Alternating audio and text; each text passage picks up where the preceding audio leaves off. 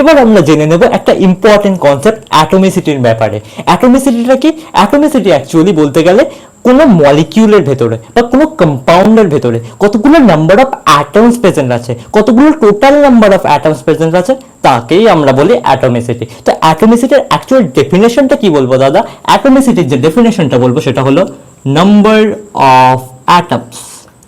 Number of atoms, হ্যাঁ এইটুকুই। Number of atoms present in মলিকিউলে হতে পারে, ওটা কম্পাউন্ডে হতে পারে। এবার এক্সাম্পলের সাহায্যে দেখে নেব। এখানে আছে S8। S8 কে কি বলতে পারি দাদা? S8 কে আমরা বলতে পারি কি মলিকিউল বলতে পারি, কারণ একটা অ্যাটম তো এখানে প্রেজেন্ট নেই, এখানে অনেকগুলো 8টা টোটাল অ্যাটম প্রেজেন্ট আছে। তো একে কি বলতে পারি? একে হোমো অ্যাটমিক মলিকিউল বলতে পারি। Homo atomic molecule. কারণ হোমো অ্যাটমিক মলিকিউল কেন? কারণ সেম টাইপ অফ 8টা অ্যাটম এখানে প্রেজেন্ট আছে, এখানে সালফারের 8টা অ্যাটম প্রেজেন্ট আছে, এর জন্য একে মলিকিউল বলছি। কি type of molecule? Homo atomic molecule. Then আসছে এখানে এইটা এবার কি করে করব দেখ। অ্যাটমিসিটি কিভাবে ক্যালকুলেট করব? এর মধ্যে যতগুলো অ্যাটম আছে সেটাই এর অ্যাটমিসিটি হয়ে যাবে। এবার যদি বলি অ্যাটমিসিটি অফ সালফার কত হয়ে যাবে, তাহলে কি বলবি দাদা? এখানে 8টা টোটাল অ্যাটম আছে, আর আমরা অ্যাটমিসিটির ফর্মুলা জানতাম নাম্বার অফ অ্যাটমস, মানে কোনো মলিকিউলের ভেতর কটা টোটাল অ্যাটম আছে। এখানে দেখছি টোটাল 8টা অ্যাটম আছে, তাহলে অ্যাটমিসিটি অফ সালফার কত হয়ে যাবে? সিম্পল 8 হয়ে যাবে। That's it.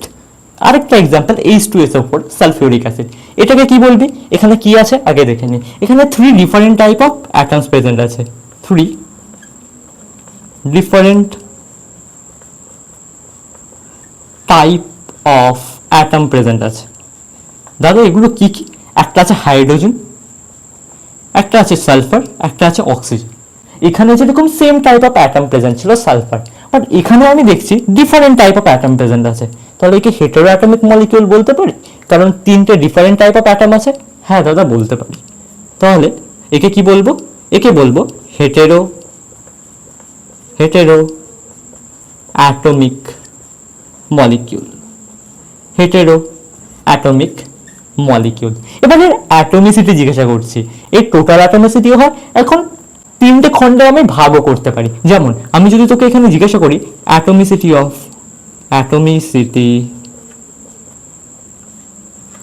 হাইড্রোজেন কত হয়ে যাবে, আরেকটা জিজ্ঞেস করলাম অ্যাটমিসিটি অফ সালফার কত হয়ে যাবে, আরেকটা জিজ্ঞেস করলাম অ্যাটমিসিটি অফ অক্সিজেন কত হয়ে যাবে, কি বলবি? আমরা জানি কোনো মলিকিউলে অ্যাটমিসিটি তখনই হয় যখন তার মধ্যে কত নাম্বার অফ অ্যাটমস প্রেজেন্ট আছে সেটা দেখতে হবে। হাইড্রোজেনের কটা অ্যাটম এখানে প্রেজেন্ট আছে? 2টো অ্যাটম প্রেজেন্ট আছে পুরো মলিকিউলের মধ্যে। তাহলে হাইড্রোজেনের অ্যাটমিসিটি কত হয়ে যাবে? 2 হয়ে যাবে। এবার সালফারের কত অ্যাটমিসিটি হয়ে যাবে? পুরো মলিকিউলের মধ্যে সালফারের একটা অ্যাটম প্রেজেন্ট আছে, তাহলে অ্যাটমিসিটি 1 হয়ে যাবে। ইয়েস, 1 হয়ে যাবে। অ্যাটমিসিটি অফ অক্সিজেন কত হবে? পুরো মলিকিউলের মধ্যে অক্সিজেনের 4টে অ্যাটম প্রেজেন্ট আছে, তাহলে এর অ্যাটমিসিটি 4 হয়ে যাবে।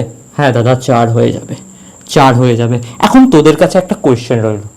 আমি তো আলাদা আলাদা করে জিজ্ঞাসা করলাম এই মলিকিউলে, হাইড্রোজেনের জন্য জিজ্ঞাসা করলাম, সালফারের জন্য জিজ্ঞাসা করলাম, অক্সিজেনের। আমার কোয়েশ্চেন হলো টোটাল অ্যাটমিসিটি কত হবে? এই পুরো মলিকিউলটার ভেতর টোটাল অ্যাটমিসিটি কত হবে? তাহলে কি লিখবো?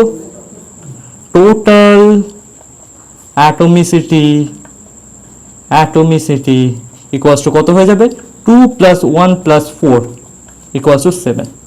তো টোটাল অ্যাটমিসিটি H2SO4 মলিকিউলের জন্য আমাদের 7 হয়ে যাবে। এটা একটা কি হেটেরো অ্যাটমিক মলিকিউল। এই এক্সাম্পলটা এখন দেখে নিই। এখানে 2টো ডিফারেন্ট টাইপ অফ অ্যাটম আছে, 2টো আয়রনের অ্যাটম আছে আর 3টে কটা আছে? অক্সিজেনের অ্যাটম আছে। তো 2 different type of atom, 2 different type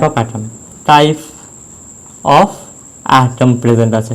সেটা কি কি? সেটা আয়রন, সেটা আছে আয়রন প্রেজেন্ট আছে আর অক্সিজেন প্রেজেন্ট আছে।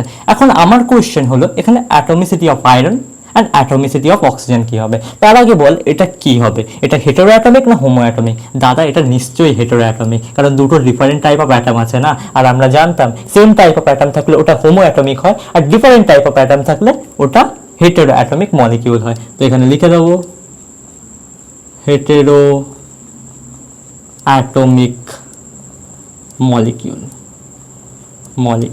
এবার কোয়েশ্চেন হলো অ্যাটমিসিটি, 1 নম্বর কোয়েশ্চেন বলবো, অ্যাটমিসিটি অফ আয়রন এখানে কত হয়ে যাবে? অ্যাটমিসিটি অফ, এখানে দুটো আয়রনের অ্যাটম আছে, 2 হয়ে যাবে। সেকেন্ড নাম্বার কোয়েশ্চেন হলো অ্যাটমিসিটি অফ অক্সিজেন কত হয়ে যাবে? 3টে অ্যাটম প্রেজেন্ট আছে, 3। এখন আমার কোয়েশ্চেন হলো টোটাল অ্যাটমিসিটি দাদা কত হয়ে যাবে? টোটাল অ্যাটমিসিটি। তো দাদা টোটাল অ্যাটমিসিটি আমাদের কাছে 3 + 2 = 5 হয়ে যাবে। 3 + 2 = 5 হয়ে যাবে। এটা হলো আমাদের পুরো অ্যাটমিসিটির কনসেপ্ট।